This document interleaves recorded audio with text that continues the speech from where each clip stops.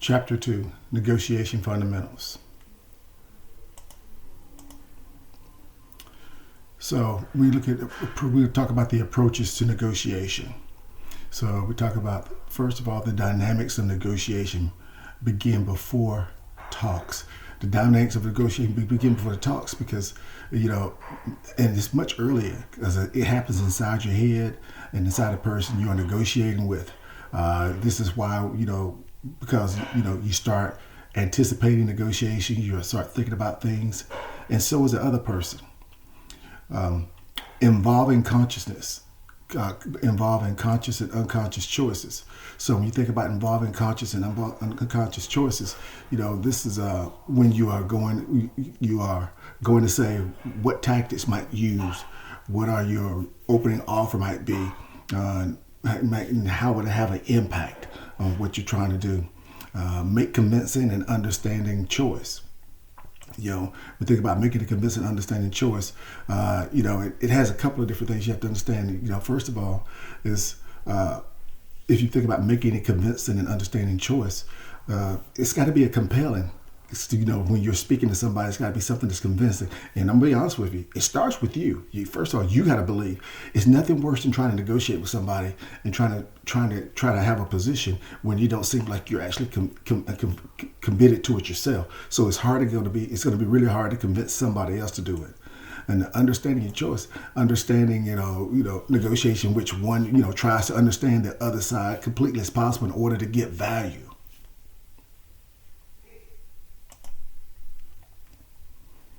So when we look at demonstrate the difference between understanding and convincing approaches to negotiation. So we see, we look at the vertical, you see the number of possible satisfied negotiated outcomes over here.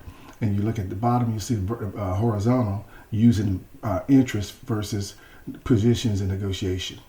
So you see where you have the I want over here on the left, and you see I care about. More interest-based to the far right, more position-based over here. So you have to understand what is it, is you're going to be more position-based, more interest-based, but this is a graph that can possibly help you to give you some little insight into that. So discover underlying interest. Question helps get to the root interest. So understanding underlying interest. This process of negotiation means to satisfy interest. So interest is a fundamental reason why we actually what someone may want, to understand what someone may want. Questioning, helps you to get to the root of the interest. So you try to find out, discover what the person's underlying interests actually are, not what you think they may be, but what they actually are, which requires some kind of questioning to get to the root of that so that you can understand that. So clears up any misunderstanding. So convincing, arguments help convince others. Employment manager example, Joan and Louise example. So I'll give you that. Arguments help convince others. So arguments help convince others in negotiation to show someone else that they are wrong and that we are right. That's what we're looking at when you talk about arguments. And here's an example, an employee manager example. The employee and manager both take a convincing rather than understanding approach. Each person is trying to convince the other to change his or her mind. The employee uses a comparison argument and a threat. The manager uses objective criteria. However, neither individual is seemingly interested in understanding the other's interests. And here's an example it gives. Joan and Louise. Louise starts by trying to convince Joan that Joan reciprocates and does the same thing back to her. This does not result in any agreement. When the convincing argument does not work, Joan shifts to understanding approach, whereby she asks Louise an interest-based question about wanting the basketball tickets. Louise appreciates this and reciprocates. In this example, both Joan and Louise have gone from convincing, understanding, and in doing so, have found a good solution to their problem. This is very typical in negotiations, which often involve individuals changing their negotiation tactics over the course of the negotiation. So when you think in terms of what I just read right there was, they started one way and it wasn't working. for either one of them. So what they both did is they found ways to adjust while doing negotiation to come up to something that was reasonable and something that was acceptable to both of them. So approaches to negotiation: convincing versus understanding. So when you look at this right here, you see traditional negotiation strategies. So compete. When you compete, it has a high assertiveness, low cooperation. Collaborative, high assertiveness, high cooperation. Avoid, low assertiveness, low cooperation. And yield, low assertiveness, high cooperation. So when you look at this, the one that you want to be is the collaborative, where you get a high assertiveness and high cooperation. That's going to yield you your best result. The one that's going to get you the worst result is actually the yield. Low assertiveness, high cooperation, that means you're giving up everything. You're not getting anything in that negotiation process. The basics of negotiation. So when we look at fundamental concepts, always required in all situations, provide a language and structure, include participants, issues, interests, and positions. So when we look at this, it's always required in situations. These concepts are something that one always needs to think about, as opposed as to some of the other concepts and principles that may be relevant in certain situations. Provide a language and structure. The fundamental concepts also provide a language and structure in which to talk about negotiations. And this is always going to include participants, issues, interests, and positions. So negotiating participants. So this is very important. This is one of the things that I learned. I didn't know exactly these I didn't know that these actual categories are what you call them, but I learned this early in my career with the government when I was having to deal with multiple organizations and trying to work on establishing mutual projects that we could work on. So you have parties at the table. So when you have parties at the table, this is people who actually come to the negotiation. They are the ones who engage in the various influence attempts and take actions to move the negotiation forward. You have background participants. These are the ones who don't come to the negotiation, but they have power and influence, and they can determine what's actually happens and what's agreed to and what's not to. And then you have background non-participants. These are the people who don't come, but they also don't have the power or position to actually to affect how the negotiation process actually ends up. Issues and bargaining mix. So when we look at issues or fundamental building blocks, collection of issues, trading and bargaining mix, methods to add issues to bargaining mix, obvious and potential issues. So when we look at the issues are, the fundamental building blocks. Issues are the items on the table being negotiated and can be anything from, for example, days off, a bonus, a company car, warranties, discounts, favors, foods, etc. And bargaining mix is going to be a set of issues being negotiated. It's called a bargaining mix. So when you have that set of issues, that's your bargaining mix, what all it entails. And there's two ways we're going to take a look at this. We think more boldly about why parties are at the table. We see what emerges during the negotiation. And then we see obvious and potential issues that will surface during the course of that negotiation. Issues that the obvious ones will be issues that both parties know must be negotiated, and potential issues going to be issues that could be added to the bargaining mix through the negotiation that arise as a course of you doing the negotiation. So obvious versus potential. So take a look at here. We look at understanding and convincing. Understanding is when you get someone to basically, they can, I can see your position. I can understand what you said. I can see your position and I see how you got there. Convincing them is changing their mind. Someone that used to say no is now saying yes. Somebody can understand you and still disagree. But if you can convince them, now you've changed their mind. So when we look at the interests and positions, negotiation requires satisfied interests. Positions help achieve interests. Interests and positions fall on a continuum. So and increases the number of possible outcomes. So when we look at this, we look at negotiation. We think about the negotiation requires satisfied interest. Interest is the fundamental reason why individuals want something. I mean, think about this for a minute. For an individual, the degree of satisfaction for which the negotiation will be based on is much of the interest is how what they're seeking. Interests are rooted in their human needs. They've got needs of some type. And human, yeah, that's a good way to say that. Human needs is rooted in that. And they can be anything from admiration, love, power, music, fun, safety, silence, I mean, you name it. Positions, are means by which you try to achieve these interests. These things are things that you ask for.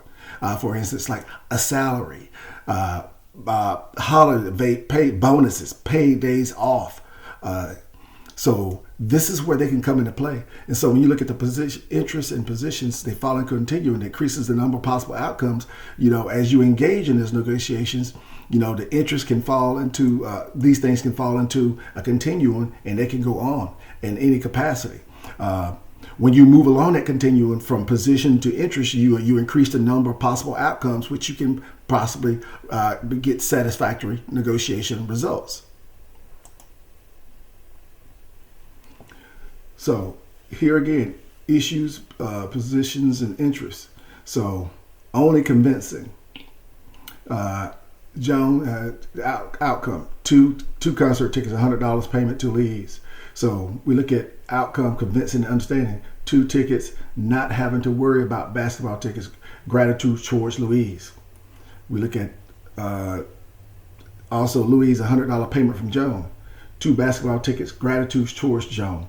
So you see kind of like the difference there and how that works.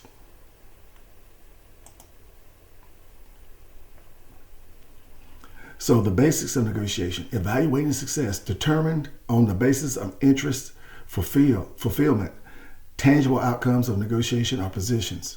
So when you look at that, determined on the basis of interest fulfilled. So when you have interest fulfilled, you go in, you have an idea of your needs, your needs, your wants, and your desires, and it is in the fulfillment of these interests that determines success in negotiations. Intangible outcomes is, when you have outcomes negotiated on things such as money, days, things that you can measure, and so forth. Tangible versus interest. So again, the interest can reflect a desire to maintain a relationship or respect or trust. If the interest of the person you are negotiating with is for you to show them respect, then it doesn't matter how. How much money you give them. It matters how you treat them, how much respect you show them. The tangible is going to be the interest is underlying wants that can be seen or touched. Like I said, the money, the intangible, you're looking at things that's not. So for instance, they cannot be touched. It's going to be sometimes that might be associated with emotions and feelings.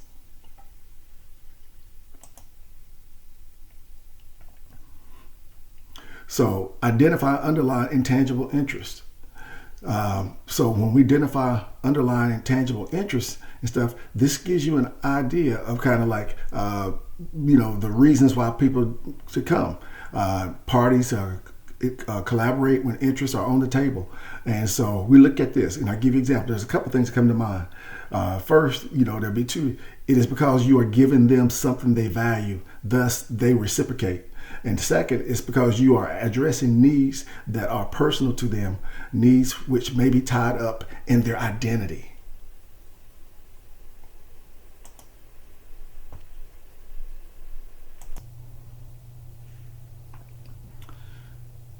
So ZOPA and resistance points. So this is probably something you never heard of before, Steph, when it comes to the ZOPA. So when we think of that, ZOPA is a tool for thinking about the need to create value as well as how much it might be claimed. So, ZOPA is primarily it's an analytical tool, if you think about it, and it represents positions in which parties take and could agree when they receive the resistance.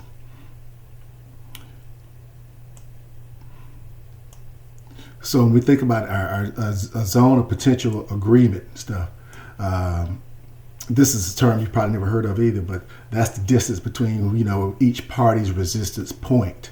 And it can be positive or it can be negative. And the resistance point is basically when someone says, this is where we walk away.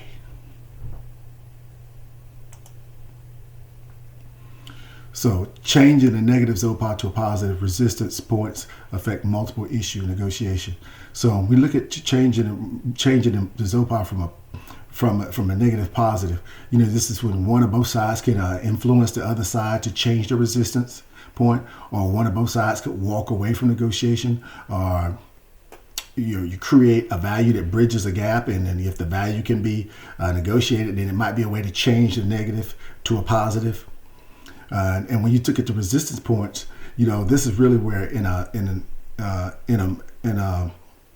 negotiation where you have multiple things that come up. It could be a resistance point on a specific issue that could care about, or the negotiator could have a resistance point that is formed from a combination of positions or various issues. So I'm gonna be honest with you, sometimes it's not easy to quite figure that out, particularly if you're not a seasoned negotiator.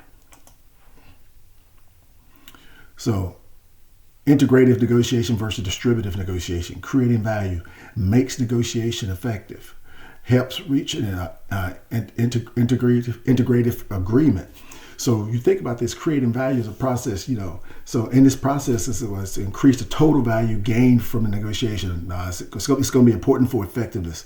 They can have one or more negotiators. You have one or more negotiators coming from this fixed basis, and they'll come to the point where they try to agree on stuff. Helps reach an agreement. That's what you're looking for. Claiming value requires giving up. So when you look at claiming value, and let me be honest with you, when it comes to that, let me explain kind of what that is. When you talk about claiming value, so this is a process when one party attempts to negotiate in such a way that it causes the other party to give up of something without getting anything in return. These tactics can work. They can work in some cases and are needing negotiation in some places more than claiming value. But when two negotiators only claim value, they're said to have reached a distributive agreement. So when you say, okay, I've got something of value, you've got something of value, we have a distributive agreement.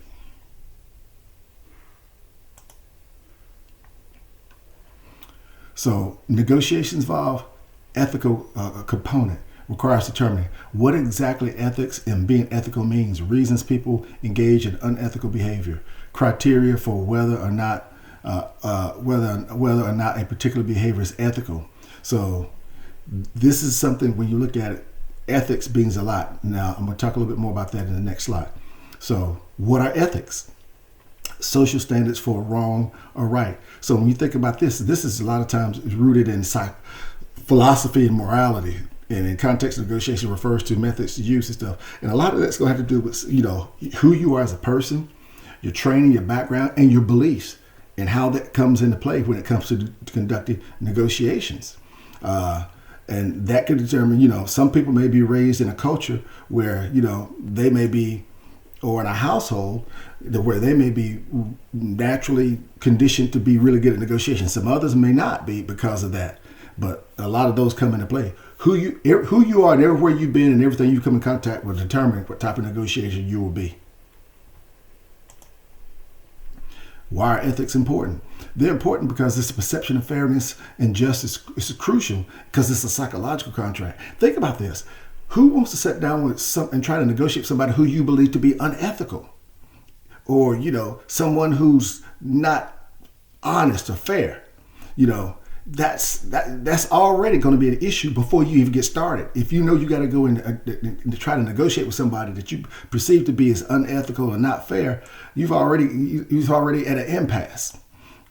So it's going to be very difficult to come up with a psychological contract with someone like that. So when you look at like job satisfaction and motivation, the same thing here is when it comes to the fairness and just. So when we think in terms of just someone who comes to the table and they have the ability to affect job satisfaction and motivation, whatever. Bottom line is this: you won't have at a certain level, you won't reach a certain level if you believe the person is just not fair. Violations can cause a conflict, anger, and resentment. Implications of the ultimatum game. So when we think of the violations of ethics and stuff, it can cause conflict, anger, and resentment. Again, you're not probably going to get very far in negotiation with that on mind. Now, I'm going to read to you what the ultimatum game is. The ultimatum game is an experiment in which two people decide on the allocation of a resource. The two individuals are each told that they will have the chance to share a resource, but the division of that resource will be decided in a specific way. The first person will propose a split. It could be 50-50 or 70-30 in his favor, or even 99-1 in his favor. He or she can suggest any split. The second will decide whether or not to accept the allocation or to reject it. If the second person rejects the split, neither person gets anything and the interaction is over with no further contact or additional interaction. Traditional economic theory tells us that when the first person should suggest a very uneven split in his or her favor because the second person should accept the allocation that results in a benefit. In other words, since $5 is better than zero, if the first person proposes 95 to a 5 split, the second person could accept the deal since $5 is better than zero. So that gives you an example of what the ultimatum game is. Now, having a personal standard, perception of ethics depends on the context. Perception depends on factors such as beliefs, values, and attitudes. Integrity is valuable in negotiations. So perception of ethics depends on the context. So when you look at the perception of context, I'll give you an example. If the other party, if they ask what our bottom line is, are we either not going to answer, withholding information, or are we going to try to give them some type of vague answer? And depending upon the particular negotiation of the situation, specifics and even the attitudes and cultures of people involved, all of these things or possible behaviors may entirely be appropriate, but can influence the process. Integrity is valuable in negotiations. Again, when it's perceived that you don't have the integrity, it can just make things a whole lot different. And it's almost like people feel like, they're not negotiating good faith because the integrity is not there. Now, bad people or bad behavior. Ethical lapses due to unfamiliar context. Carefully think about ethical issues. Clear insight into personal standards and help. So when we look at ethical issues, lapses, this is important, important because in many examples of unethical behavior and ethical lapses are often when people, an unfamiliar context or situation who end up behaving in ways that they would not have done in other situations because they kind of don't know where they are, what they're doing. When you carefully think about ethical issues, this is important because an individual can carefully think, thinks about ethical issues that they may come across, and therefore they can try to avoid them.